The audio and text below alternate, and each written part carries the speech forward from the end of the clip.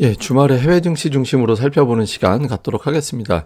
어, S&P 500 지수 일봉인데요. 보시면 참 아슬아슬하죠. 그러니까 201선 넘어가면 추세가 좀 바뀌는 거다 이런 기대감이 좀 있게 되는 건데 지난번 반등에서 201선에서 막혔잖아요.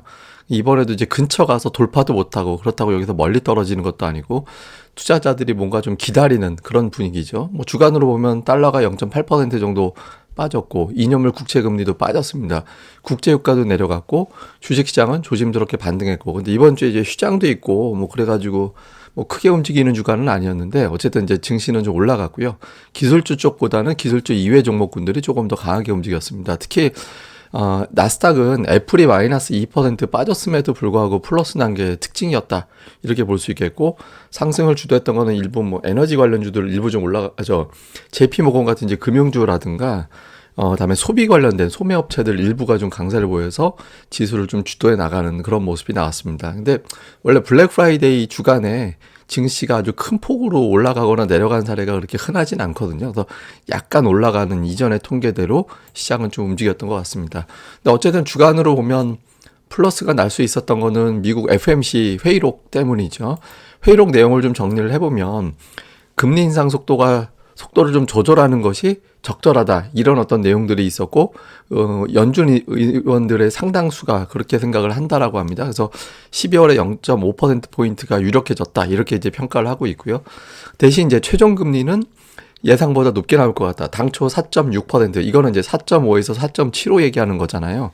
예, 그게 이제 미국 기준금리 인상의 끝 이렇게 봤었는데 그거보다 한 단계 정도나 또는 둘 정도 올라가지 않을까? 그래서 지금 4.5에서 4.75였다가 이게 4.75에서 5.0 또는 조금 세게 보면 5.0에서 5.25 이 정도 보는 것 같아요. 근데 저는 개인적으로는 4.5까지는 안 갈 것 같다고 저는 예상을 하지만 어쨌든 다수의 언론들은 당초 생각했던 것보다 한 스텝 정도는 더 올라갈 것 같다.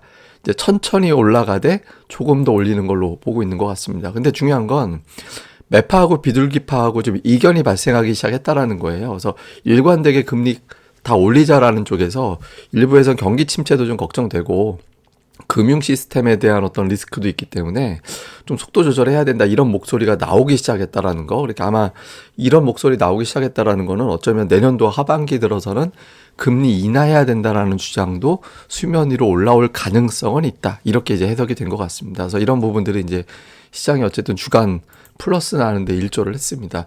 반면에 이제 중국에서 나오는 재료들은 좀 헷갈리게 만들었는데 코로나 확진자 수가 3만 명 넘어가면서 중국의 주요 도시가 또 봉쇄될 가능성, 이제 활동이 좀 제한될 가능성이 있다라는 거고, 또 이게 이제 뭐 영향을 줘서 일부 또 이제 중국 생산 제조업 공장에서 사람들이 이탈하고 있다. 뭐 2만 명 정도가 뭐 이탈했다는 얘기가 나오고 이런 여파로 주말에 애플의 주가가 하락을 했거든요. 그래서 이런 것들에 따른 어떤 제조업 차질 이게 나중에 또 공급망 이슈까지 불거질 수도 있어서 이게 어떤 여파를 주게 될지는 좀 경계하는 목소리가 있습니다. 다만 이제 중국에서 지급 준비를 인하하면서 이제 경기 부양에 대한 노력도 하고 있거든요. 그래서 중국이 극단적인 예전 같은 막 전면적인 장기적인 봉쇄로 가지는 않을 것 같다라는 건데, 근데 너무 뉴스가 많아요. 예, 중국 관련된 뉴스가 너무 많이 나와서 이게 뉴스가 좋고 나쁘고를 떠나서 특정 뉴스를 너무 많이 보게 되면 투자자들이 긍정적인 것보다는 조금 조심스러움을 많이 보게 되는 경향이 좀 있거든요. 그래서 중국 쪽에서 나오는 뉴스가 좀 정돈될 필요는 있는 것 같습니다. 그래서 이런 부분들이 지수의 변동을 좀 제한하는 예, 그런 요인이 됐습니다. 이제 또 최근 들어서는 또 연말 다가오고 하니까 산타랠리 얘기도 나오고 있거든요. 이게 이전에 보면 이제 미국은 연말에 대체로 강했다. 그러니까 마지막 5거래일, 연초 2거래일을 보면 대충 올라가는 횟수가 훨씬 더 많았다라는 거거든요. 그래서 여기 통계는 19년까지 나와 있는데 20년, 21년에도 첫 기간 동안에 올랐었고 2022년은 하락했었거든요. 그러니까 대체로 보면 올라가는 경향이 있어서 또 미국은 11월 증시가 좋고 12월도 올라가고 뭐 통계적으로 보면은 4분기 괜찮은 모습을 보이기도 했잖아요. 그래서 투자자들이 쉽게 안 빠질 것 같은데 그러니까 이런 정서를 갖고 있는 게 웬만한 어떤 좀 부정적인 재료가 없지는 않았지만 그럼에도 불구하고 시장이 좀 버틸 수 있었던 예, 그런 요인이 됐던 것 같습니다. 그다음에 이제 자금 동향인데 주식시장의 자금은 좀 바깥으로 나가는 거 위주로 되고 있거든요. 그러니까 유입이 잘 안 돼요. 근데 이거는 어디로 보느냐에 따라 다른데 그 리퍼 기준으로 보면은 유출, 뭐 다른 데이터로 보면 그 다른 데이터로 보면 좀 유입되는 것도 잡히긴 합니다만은 어쨌든 이 기준으로 보면 자금이 유입되지는 않고 있습니다. 근데 반면에 이건 이 신흥시장 쪽이거든요. 노란색은 이제 채권이니까 우리가 당장 이거는 볼 필요가 없고, 연두색 선이 이제 주식인데, 주식 쪽은 지난주에 자금이 계속 들어와요.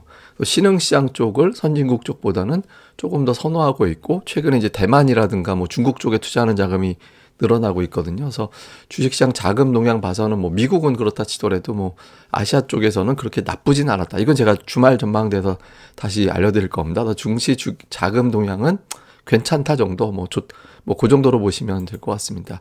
근데 제가 이제 지표 중에서 오늘은 특별히 달러 인덱스하고, 달러는 내려갈수록 좋죠, 지금은. 왜냐면 그 달러가 강하다라는 거는 다른 걸 팔고 달러로 쥐고 있어야지. 그러니까 달러가 계속 올라간다는 건 다른 걸 팔아서 돈으로 갖고 있으려는 게 되는 거고, 이게 떨어진다라는 거는 달러를 써서 다른 거를 사기 시작한다라는 의미가 되거든요. 그러니까 이게 내려갈수록 좋죠. 근데 하나 같이 봐야 되는 게 골드입니다. 이제 금을 왜 보냐면, 이게 이제 금하고 달러하고 비교했을 때 달러 대비 금이 더 강세 보일다. 이게 둘 다 약간 안전자산이잖아요. 근데 금보다 달러가 더 강할 때가 주식시장이 별로 안 좋고, 금이 올라갈 때는 안전자산 중에서 뭔가 그래도 투자할 게 있다라는 게 해석이 되기 때문에 또 시장이 좀 괜찮게 가는 그런 경향이 있거든요. 근데 최근 들어서 좀 추세적으로 보면 우하락하든 오른쪽 고점 저점 낮아지던 추세에서 이제 골드가 좀 반등하고 있는데, 이건 뭐 주식시장에 있어서 그렇게 나쁜 신호가 아닙니다. 그래서 향후에 달러가 빠지고 금값이 올라가고 이런 구도가 되는 것도 금융시장이 좀 안정됐다라는 신호로도 해석이 될 수 있어서, 금값 동향도 이제 당분간은 달러하고 같이 비교를 해서 좀 체크해 볼 필요는 있는 것 같습니다. 그래서 이슈를 좀 정리를 해보면, FOMC 회의록이 시장을 좀 지탱시켜줬고 속도 조절론이 부각되는데, 이건 이제 미국뿐만 아니라 우리나라, 이제 한국은행도 마찬가지였고 유럽도 마찬가지였거든요. 그러니까 뭐 완전히 완화됐다라는 건 없어요. 냉정하게 보면 완전히 완화된 건 없는데, 그래도 속도 조절하는 게 어디냐. 더군다나 우리나라는 한 번 정도 더 올리면 끝나는 걸로 됐잖아요. 그래서 저는 사실 미국도 연말 그리고 내년에 한 번 올리던가 아니면 더 이상 안 올리거나, 저는 그렇게 개인적으로는 예상을 합니다. 근데 제가 꼭 전제를 깝니다. 이건 그냥 제 예상이니까 이제 뉴스에 나오는 걸 믿으시라고. 저보다는 이제 하여튼 속도 조절론이 나오고 있다라는 거는 다양해. 근데 이제 문제는 다음 주에 드디어 이제 그가 옵니다. 그러니까 30일 날 파월 의장 연설이 예정되어 있거든요. 근데 이 사람이 연설할 때마다 시장이 별로 안 좋았잖아요. 그러니까 이제 이 사람이 주식시장 올라가는 거에 대해서 또 200일선 부근에서 까딱까딱거리고 있는 시장 상황에서 또 이제 초를 칠지, 요 부분 좀 중요한 변수인 것 같습니다. 그 다음에 이제 중국 관련된 뉴스들, 그러니까 중국의 확진자 증가, 여기에 따른 어떤 우려, 그다음에 경기 부양도 부정적으로 보는 시각은 있어요. 왜냐하면 중국이 저래가지고 또 물가 건드리면 어떡하지? 이렇게 보는 시각도 없잖아 있거든요. 근데 어쨌든 우리 입장에서는 중국의 소비가 살아나야 수출이 좋아지니까, 그러니까 이거를 더 중시하게 되거든요. 근데 이제 확진자가 증가되면 중국 경기가 계속 위축이 된다라는 거는 부담이 되기 때문에, 이제 어느 쪽에 포커스가 맞춰질지 뉴스가 요걸 좀 주목해 볼 필요가 있는 것 같습니다. 그 다음에 이제 외국인 매수, 기관 매수 효과인데 요거는 제가 바로 다음 차트에서 보여드릴게요. 그러니까 외국인들이 하반기 들어서는 매수 기조거든요. 잠깐 매도하는 구간이 없진 않은데, 어쨌든 주간으로 보면 이제 하반기 이후에 좀 매수 쪽으로 돌아서는 모습이 나오고 있잖아요. 근데 이게 연말까지 이어진다면, 이게 이제 2021년도 12월의 수급입니다. 이제 딴 거 볼 필요 없게 금융 투자를 보시면, 금융 투자가 연말에는 매수 우위를 보이거든요. 특히 이제 막바지에는 매수가 좀 세지죠. 2020년도도 마찬가지입니다. 그러니까 금융 투자가 매수 우위를 보이잖아요. 그러니까 2019년도도 마찬가지고, 이거 왜 그러냐면 배당 때문에 12월에는 배당락 직전까지 매수했다가 배당락 때부터 엄청나게 매도를 하거든요. 그러니까 외국인들만 매수가 뒷받침돼주면 지수가 쉽게는 안 빠지는 그런 경향이 좀 있습니다. 물론 지금 뭐 ADR이 높기 때문에 뭐 종목 장세가 어마어마하게 펼쳐진다, 그럴 자리도 아니고 재료도 안 그런데, 어쨌든 지수가 지탱이 돼야 중소형주 종목 장세가 좀 재밌게 날 수 있거든요. 그래서 외국인 투자자들이 적어도 매도하지 않는 그런 환경이 유지가 돼 주는지, 요 흐름이 이제 상당히 중요하다, 이렇게 봐야겠습니다. 구체적인 종목의 내용이라든가 이런 것들은 제가 또 주간 증시 전망대 시간에 또 이제 준비하고 있으니까 그때 또 뵙도록 하겠습니다. 그리고 이제 네이버에서 이렇게 이제 고릴라 리서치라고 검색하시면 저희 카페에 오실 수 있으니까요. 또 많이들 방문 부탁드리고요. 또 이 방송 구독하기와 좋아요도 꼭 부탁드립니다. 감사합니다.